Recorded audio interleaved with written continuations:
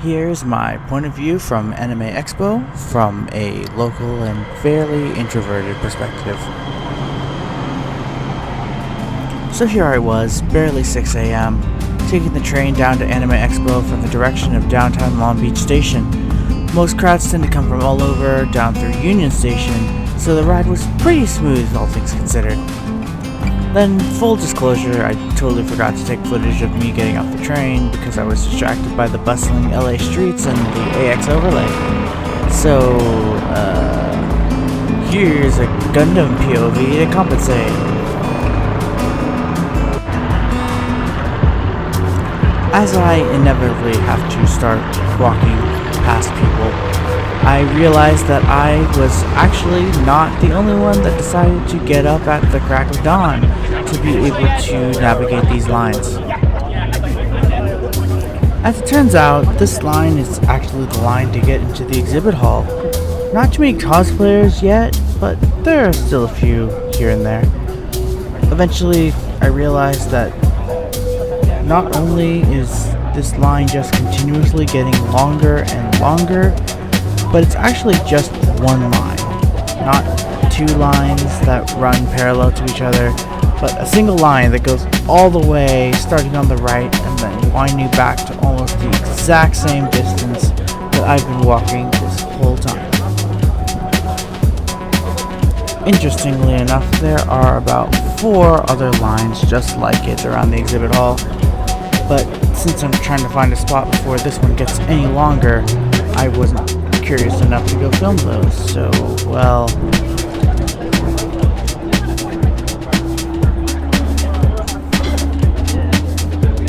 if you notice, this is actually in 2 times speed. I was originally going to have it go the full distance, but I realized that it was just so long and there are so many people that I had to speed this up just a bit to be able to let it not go too long.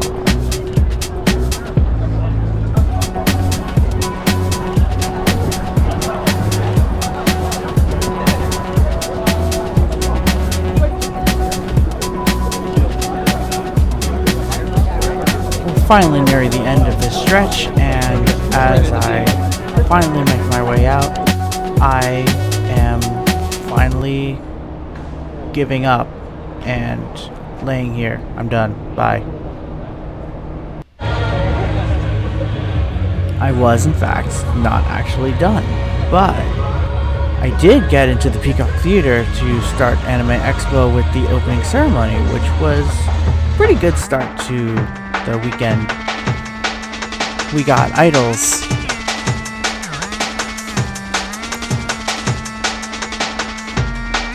Group idols.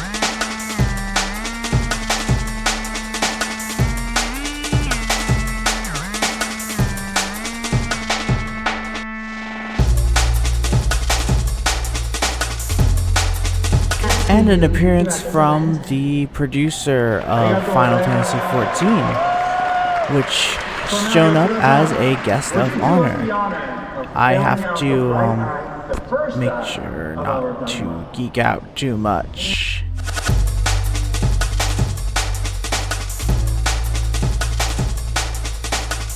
So, after a quick break to stretch my legs between panels, I started realizing that everyone is wearing these pointy hats on their heads.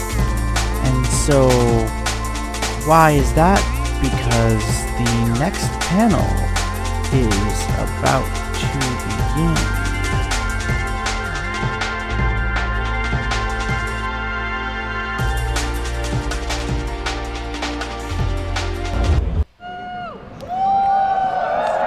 Get hyped for G-Quags.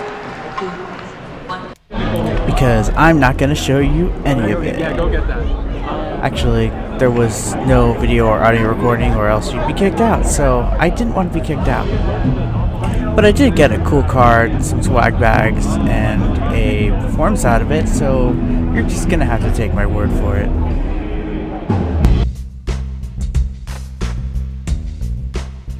So, after leaving the Peacock Theater, it was off to the security gates to be able to get into the exhibit hall.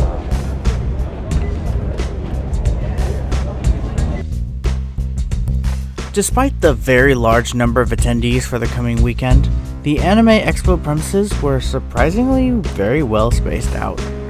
I've heard the horror stories from previous years where everywhere you looked you had to be packed like sardines just to get through any hallway. So good on them to carve out some extra space for people to walk around, because you never know when you might need the extra space to meet up with friends before a panel, or make minor adjustments to a cosplay, or simply just take a breather and enjoy the free swag or items that you might be getting.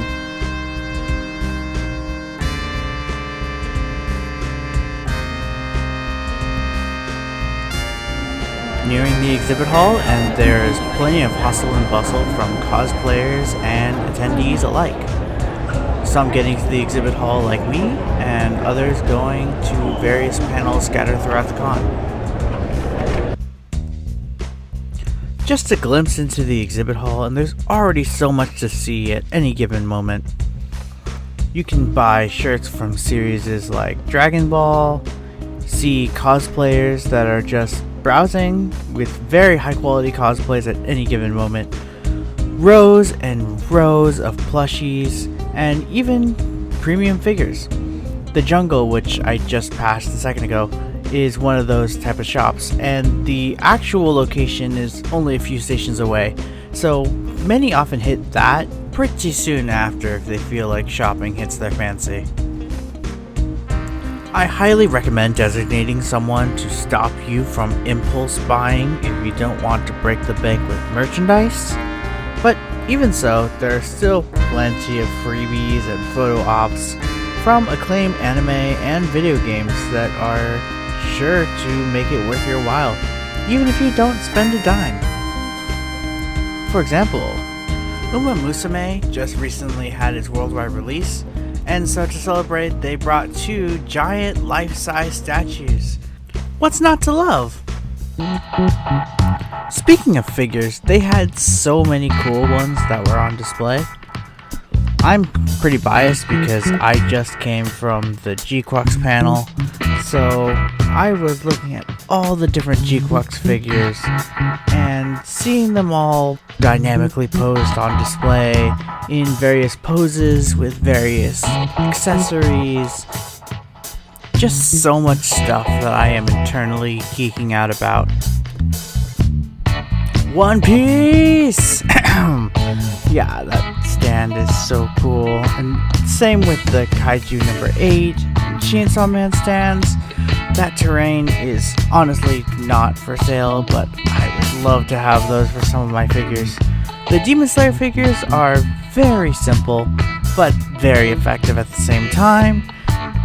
And the Freeman statues are just so cute. Gundam plushies!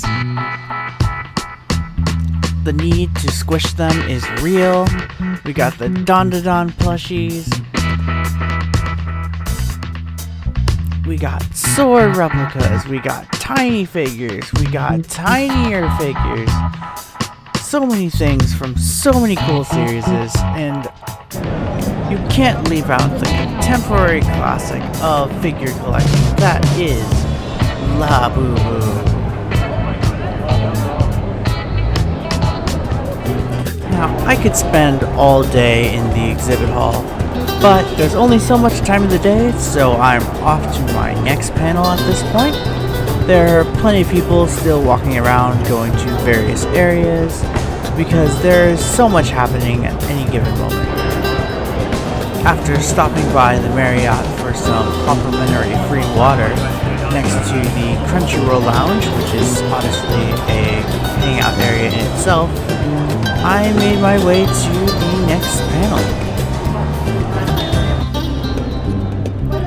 Passing the highly sought-after autographs booth and heading up the escalators leads us to our next destination.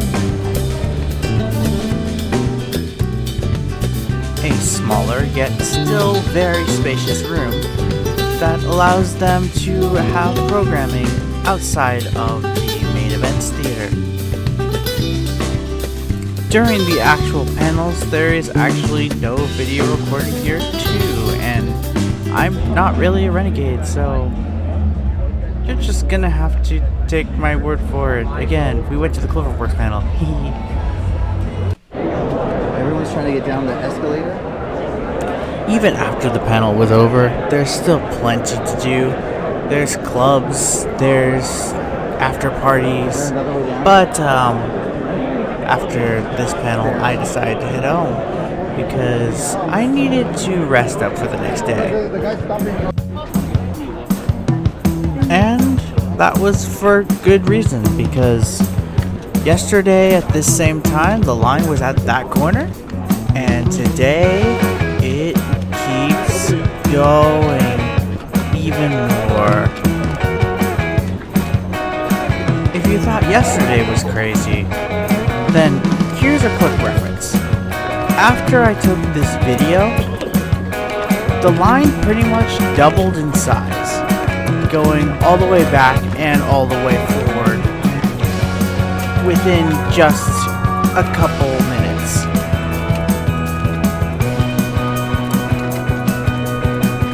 It's a good thing that the Peacock Theater has so many seats on any given day, because the demand is certainly there.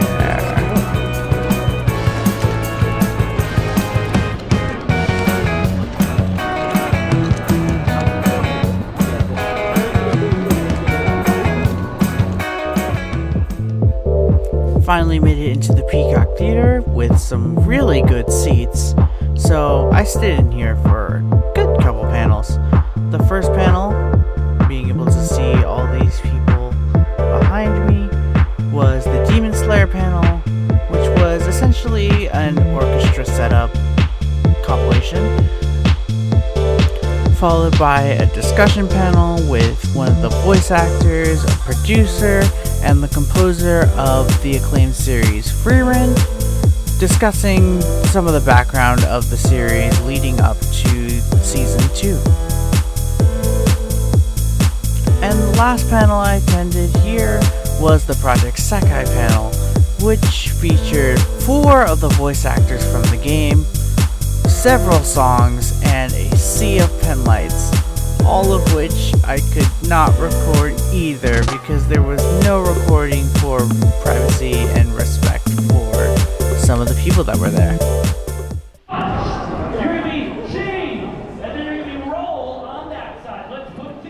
Despite being in a smaller venue, the Apothecary Diaries panel was surprisingly incredibly packed, which is very great for the series, but for me that means I had to be in one of the back rows. So,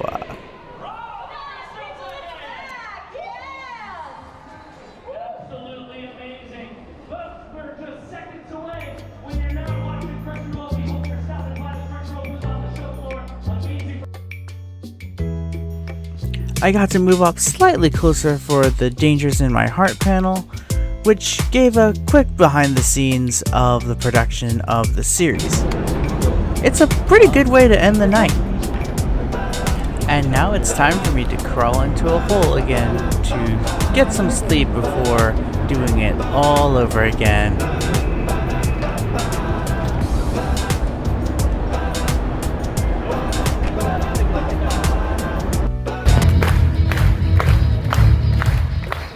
Day 3 was a packed programming day with highly sought after panels in pretty much every venue. You really had to choose what to go to, and so after I went to the Persona 5 The Phantom X panel, I stuck around for the original upcoming Kill 2 project and the premiere of a new shonen, Togen Anki, to catch Cloverworks' My Dress Up Darling panel. There were plenty of highlights from this panel, including the pre-show cosplay walk, which allowed cosplayers sporting outfits for the series to express their love of the fandom, and it was eventually followed up by a discussion with the original voice actors, which were equally passionate and equally excited to be there, just as everyone else in the panel.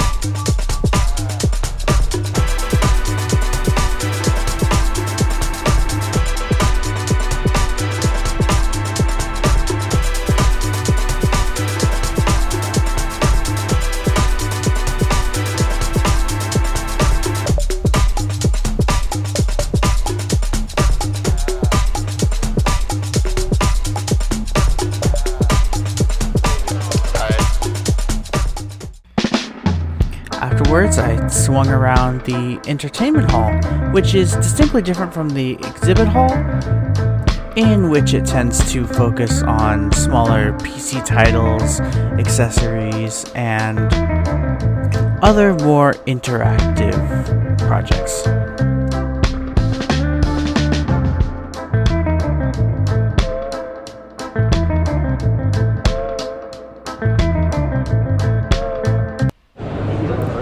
Which leaves us with the last day. Instead of the previous plan of hanging out at the convention area to get to the panels, I decided to instead brave the exhibit hall line from opening. And there are so many people, despite being the last day.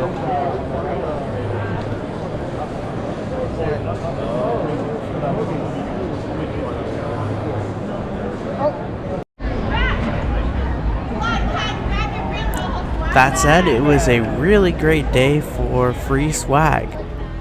A lot of the booths were practically thrusting things at us, because a lot of these items were very exclusive and pretty much made entirely for the event.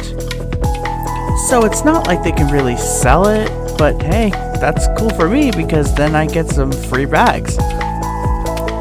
Similarly, the Crunchyroll booth was guiding me to go and check out their swag and also some of their cool photo ops.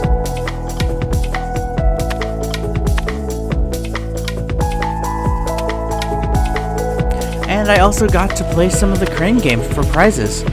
They actually were really generous with the grip strength because they made it so pretty much every person that was in line was a winner. Which, honestly, I kind of wish they did that more often.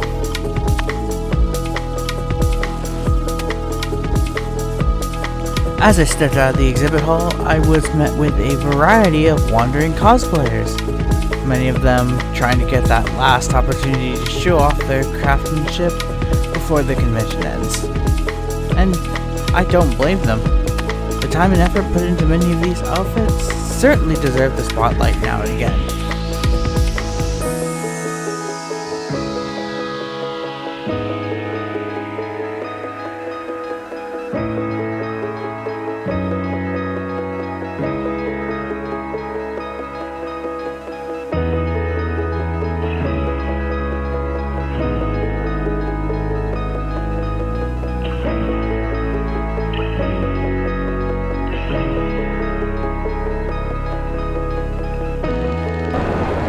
Similarly bustling was the Artist Alley, which was filled to the brim with prints, acrylics, plushies, and other items from a variety of popular series.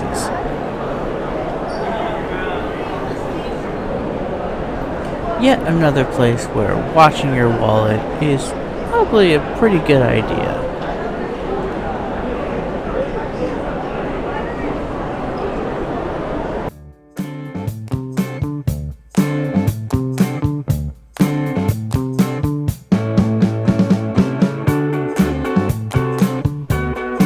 And so after grabbing a bunch of miscellaneous items over the past couple days,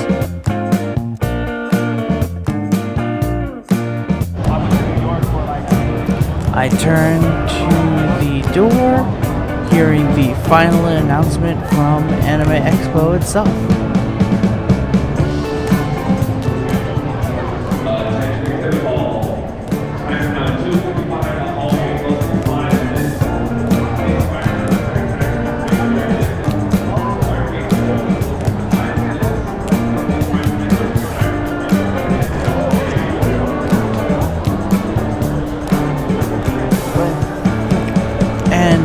I make my way into the sea of faces, constantly making their way towards the exit.